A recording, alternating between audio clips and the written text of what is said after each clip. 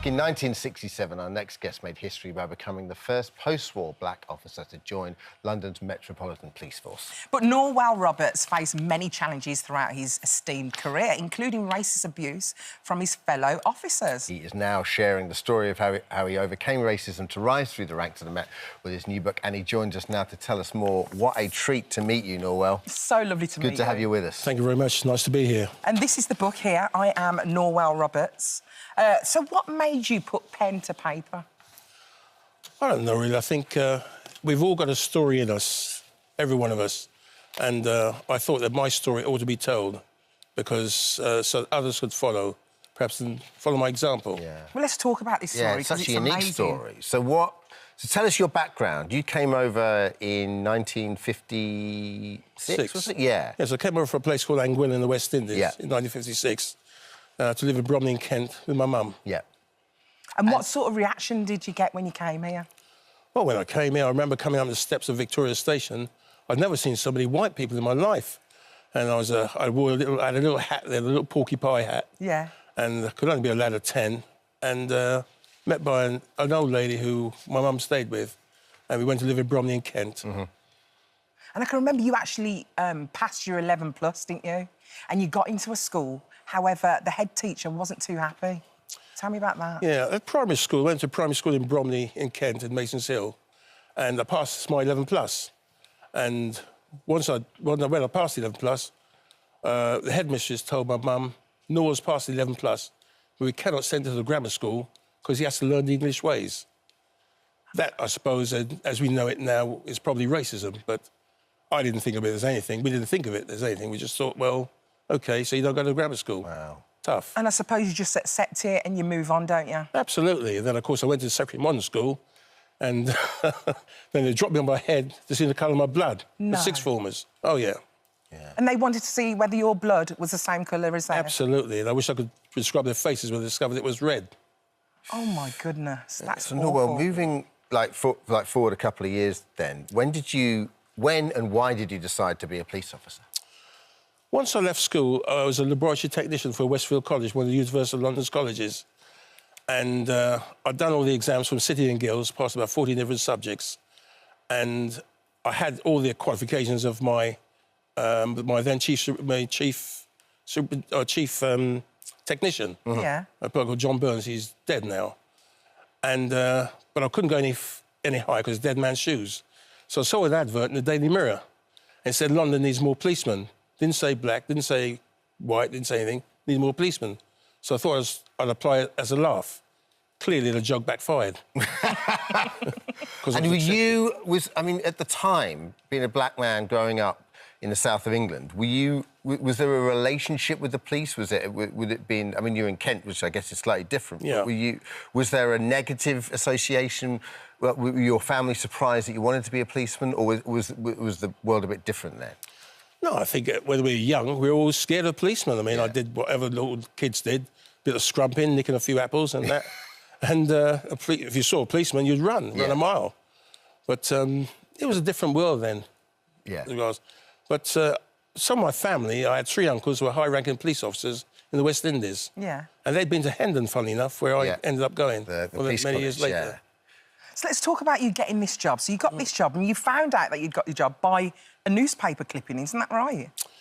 Yes, so when I was at day release at Paddington Technical College, one of the chaps there, mate of mine sitting next to me, said he read the Daily Telegraph.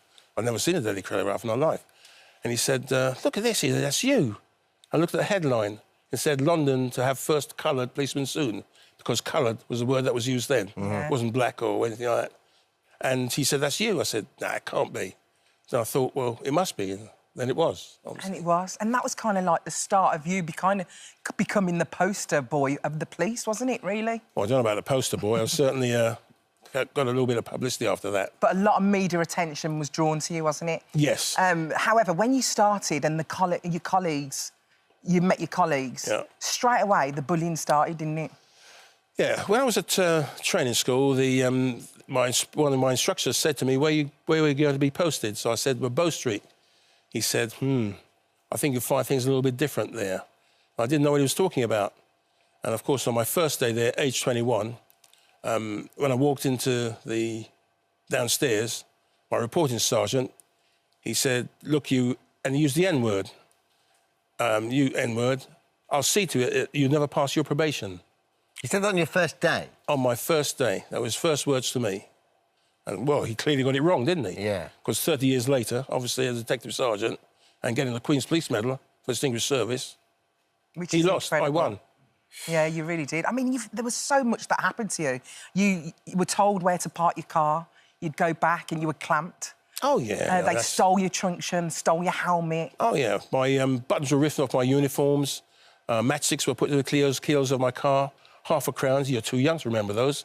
Half a crowns were down the side of my car. My tyres were punctured. I was told where to put my car and it was towed away. I used to go to the Underton Castle car pound to retrieve it. It cost me a tenner, which is a lot of money in those days. Was it uniform? Was it like, as in... Was it across the board that you experienced it? Would you have friends that said, like, within the police that said, I can't believe this has happened? You have, you know, or was it... Did you just shut up and get on with it and to get your head down? I didn't really have too many friends in the police force. There was one particular chap there. He came from Canada, and he was a policeman. His name was Dave Stevens, and he was a particularly good friend of mine. And he tried to stick up for me, but he got drummed out of the force. And he had the last laugh, so I was best man at his wedding. Yeah. Oh. But no, like, your story is so incredible because, like, for me, what's incredible is you stuck it out for so long and you just didn't let these people get to you. But there must have been times in your career where you just went, do you know what, this is too much. I just, you know, I can't be doing with this. I've got a life to live and, like, maybe I should walk away and do something else. But you stuck at it. Yeah, there was only one time when it really got to me, and I had stress eczema at that time. Nobody knew. But I thought, if I'd left, I'd have lost, and the bullies would have won. Yeah. They were never going to win. The more they pushed against me, the more determined it made me, and others have stood on my shoulders, and I'm pleased about that. Yeah, absolutely. And you did have a saving grace, and that was going on the beat, wasn't it? Oh, yeah, going on the beat was great because I met lots of people on the beat. In Covent Garden Market, the porters were really great. They'd crack jokes like, you got a nice suntan? And I'd say, yeah. I said, where you been? Southend. And that was a joke, and that was good. Because I think in life, we need to learn to laugh at ourselves. And I'm fortunate that I could laugh at myself. Yeah. It helped me a lot, actually. You're such a positive role model, you really are, like listening to you. Did you mentor other black officers when they came into the force? I can honestly say yes, I mentored quite a few, actually, and one particular chap, you know, that I mentored him. He was sort of thinking of joining the police force. Actually, one was a bus driver, and he joined the police force. Another one was thinking of leaving, but he came and met me, heard of my experiences, and I think he stayed on. He did stay on. Unbelievable. Tell us about the medal you received for Distinguished Service. Yeah, it's one of my proudest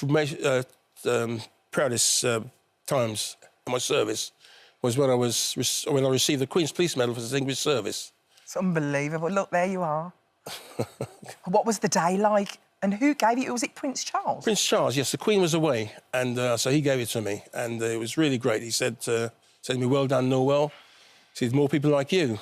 And I suppose a bit cheeky, really, I said, well, I think you need more guardsmen like me. And he said, yes, we do. And the chap with the sword, the guardsman there, just gave me a look, and I think that was time for me to bow out and leave. No, well, in many ways, the world's moved on so much, and in many ways, we're still talking about the same issues. So I guess I've got two questions. Do you think that the Met has evolved? And would you advise a young black man now to join the police? Of course, things are a little bit different now. I mean, we're talking about 1967, and none of us must ever be afraid to talk about the past. Yeah. Yeah. As long as we learn lessons from the past. I'm not afraid to talk about the past. And I definitely don't want anybody to feel sorry for me. Yeah. But others, of course, can learn from my example. And if you stick at it, it'll be good. Yeah. And you realise that. And what about, like, in a broader context as a society? Like, how far do you think... Obviously, we've got a long way to go, but how far do you think we've progressed since '67 to now? Do you see a whole different world, or do you see the same issues still there? No, I think I think sometimes the issues are still there, but we've come a long way. I mean, I'm talking about 1967 when I used to walk down the road and people are calling me names and people are looking at me, staring. No, if you You saw... just couldn't imagine that happening. I mean, you'd probably do it behind closed doors now, but you wouldn't... In your face, that's just unbelievable. Oh, good God, I can't no. imagine what that would have felt like. Well, it felt wretched. You'd want to cross... You crossed over the road so as you didn't hear it. You pretended you didn't hear it. But it was just... it's just one of those things. You have to stick with it. Don't let them win. Such an inspiring story. It is so inspiring. This is the story. It looks amazing. I Am Norwell Roberts. It's been an absolute pleasure. Thank you very much. It's been lovely. Thank you very much. Thank you so much for coming. Thank you for having me, both of you. You're more than welcome. Thank you.